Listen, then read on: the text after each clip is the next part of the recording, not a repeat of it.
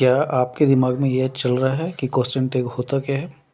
अगर हाँ, तो आज उसी का सॉल्यूशन हम आपको बताने जा रहे हैं।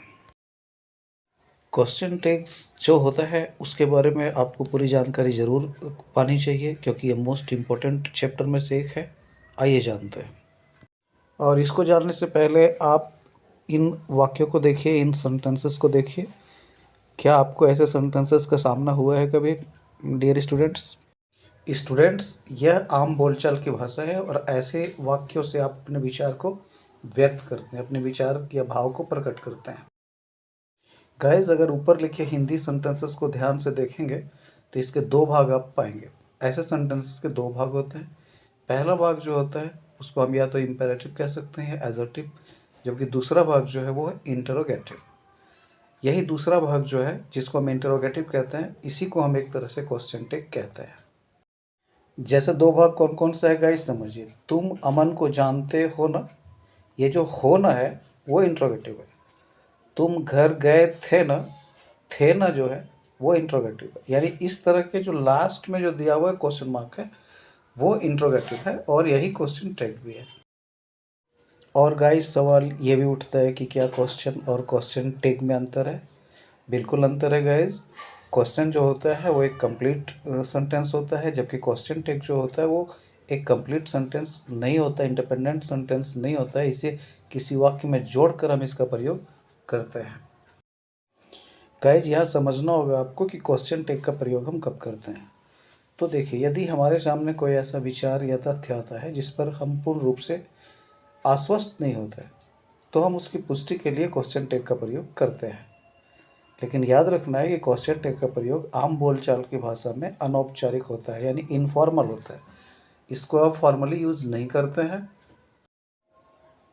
और गाइज, ये बड़ा ज़रूरी है कि क्वेश्चन टैग बनाने के लिए आप एनोमलस फाइनाइट का प्रयोग करते हैं। टोटल 24 एनोमलस फाइनाइट होते हैं, यहाँ पे दिया हुआ भी है। आप इसको कॉपी में लिख भी सकते हैं, याद भी कर सकते हैं, और आगे है जो हम आपको दिखा रहे हैं। तो गाइज, अगर आप एनोमलस फाइनाइट को देखें तो इसका कॉन्ट्रैक्टेड फॉर्म जो होता है वो कुछ इस तरह का होता है। जैसे डू नॉट का कॉन्ट्रैक्टेड फॉर्म होता है डोंट, डज नॉट का डजंट, डिड नॉट का डिडंट। यानी याद रखिएगा कि जब भी आप क्वेश्चन टैग का प्रयोग कीजिए तो इसका कॉन्ट्रैक्टेड फॉर्म आपको यूज़ करना है एनोमलस फाइनाइट का, भूलना नहीं है इसको। और यहाँ पे जो रेड कलर से आपका अलग अलग दिया हुआ है वो कुछ अलग यहाँ पे दिखा रहा है, उसके कुछ अलग मीनिंग्स आ रहे हैं, उसके कुछ अलग प्रोनाउंसिएशंस आ रहे हैं, तो आप उसको ध्यान से देख लीजिएगा।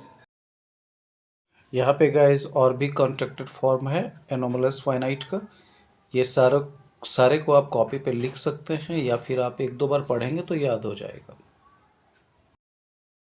गाइज, आप पैटर्न समझिए। आप क्वेश्चन टैग, यानी क्वेश्चन टैग दो पैटर्न इसके होते हैं। पहला जो होता है वो एनोमलस फाइनाइट प्लस सब्जेक्ट, ठीक है।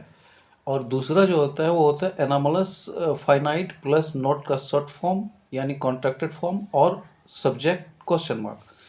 याद रखिएगा, लेक्सिकल वर्ब का प्रयोग हम क्वेश्चन टैग बनाने के लिए नहीं करते हैं गाइज। हम आगे आपको बता रहे हैं, ध्यान से आप पूरी वीडियो को देखिए। और गाइज, यहाँ पे समझिए क्वेश्चन टैग बनाने का पहला नियम क्या है, समझिए। यदि मूल कथन, यानी अगर जो मूल कथन है, जो स्टेटमेंट है, अगर वो पॉजिटिव हो तो आपको नेगेटिव क्वेश्चन टैग का प्रयोग करना है। और अगर मूल कथन यानी अगर स्टेटमेंट नेगेटिव हो तो आपको पॉजिटिव क्वेश्चन टैग का प्रयोग करना है। कैसे, आइए कुछ एग्जाम्पल के जरिए हम इसको समझते हैं। यह गाइज आपको समझना है। जैसे यू टेक कॉफ़ी, यहाँ पे देखिए कहीं नेगेटिव नहीं है, ये पॉजिटिव सेंटेंस है, तो इसका क्वेश्चन टैग नेगेटिव बनेगा। यानी you take coffee don't you, do के साथ हमने कॉन्ट्रैक्टेड नॉट का कॉन्ट्रैक्टेड फॉर्म यूज किया, डोंट हो गया, नेगेटिव बन गया। उसी तरह सेकंड देखिए, यू डोंट टेक कॉफ़ी, ये नेगेटिव है, तो इसका पॉजिटिव बनेगा you don't take coffee do you, ये पॉजिटिव है। अगला एग्जाम्पल भी आप देख सकते हैं गाइज, सी इज़ ब्यूटीफुल, इतना दूर क्या है, पॉजिटिव है, तो हम नेगेटिव इसका क्वेश्चन टैग बनाएंगे तो इजंट सी हो जाएगा।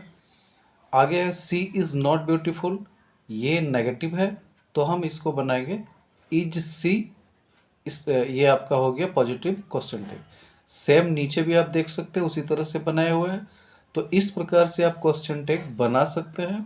बनाने में आपको कोई प्रॉब्लम नहीं होना चाहिए, और अगर कोई प्रॉब्लम होता है तो आप कमेंट सेक्शन में जाकर लिखिए, हम उसे सॉल्व करने की कोशिश करेंगे।